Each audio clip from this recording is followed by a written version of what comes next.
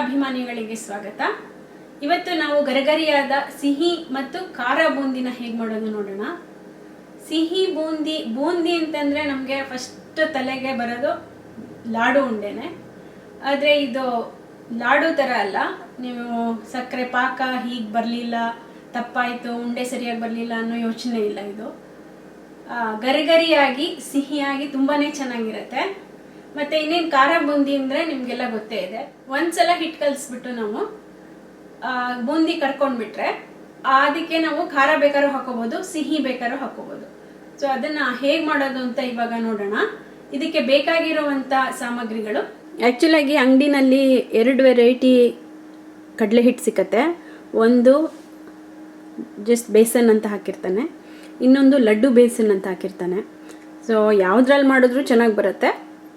So ಅದನ್ನು 1 cup ತಗೊಳ್ಳಿ. 1 cup ಕಡಲೆ ಹಿಟ್ಟು, 3/4 ಕಪ್ ಸಕ್ಕರೆಗೆ ಒಂದು 4-5 ಏಲಕ್ಕಿ ಜೊತೆ ಸೇರಿಸಿ ಪುಡಿ ಮಾಡಿಟ್ಕೊಳ್ಳಿ.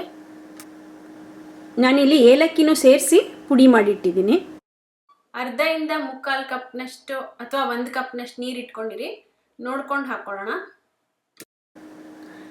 ಒಂದು 1/4 ಕಪ್ಪು ಅಥವಾ ಅರ್ಧ ಕಪ್ನಷ್ಟು ಕೊಬ್ಬರಿ ತುರಿ.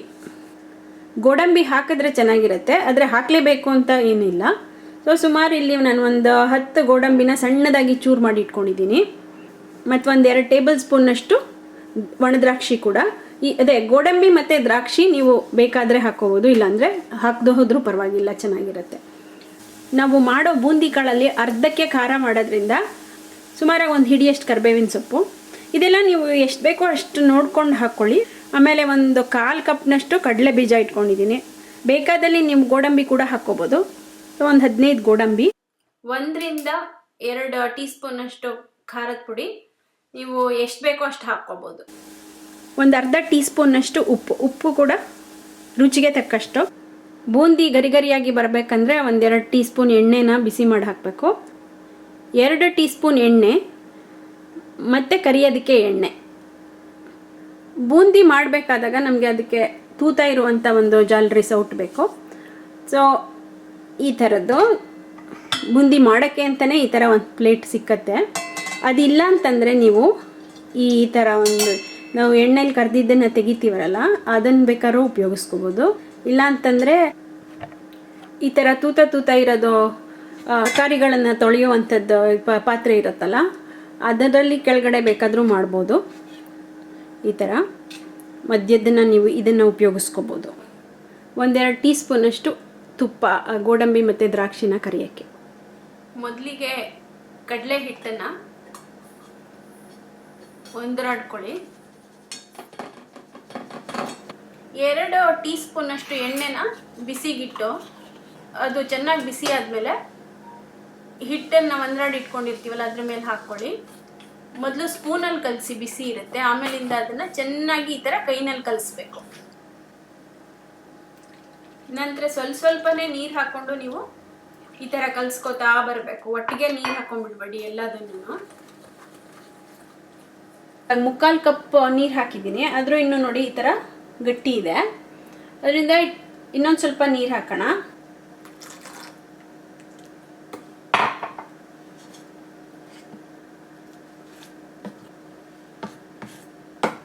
ಈ ಥರ ಕನ್ಸಿಸ್ಟೆನ್ಸಿ ಬರಬೇಕು.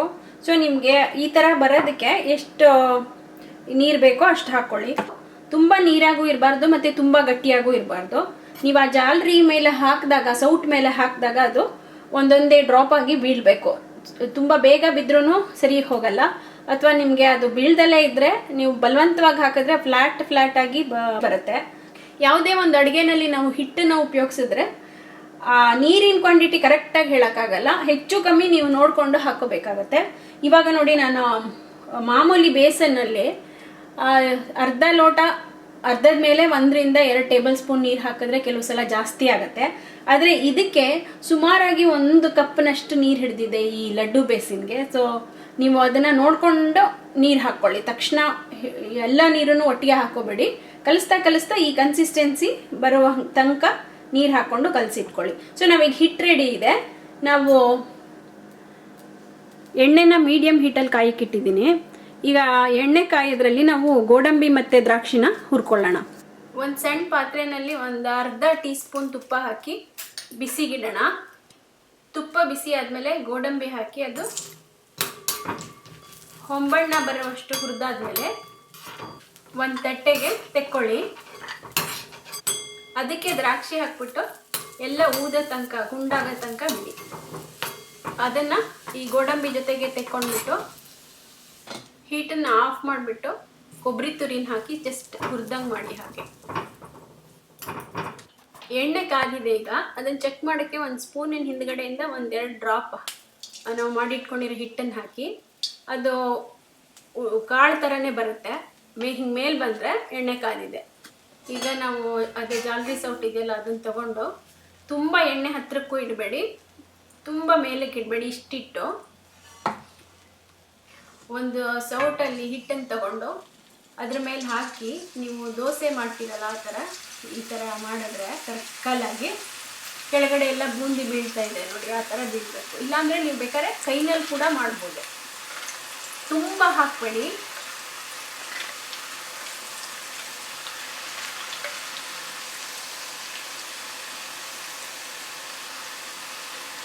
ನೀವು ಬೇಕಾದ್ರೆ ಕೈಯನ್ನು ಉಪಯೋಗಿಸ್ಕೊಳ್ಳಿ ಹಿಂಗೆ ಮಾಡೋಕ್ಕೆ.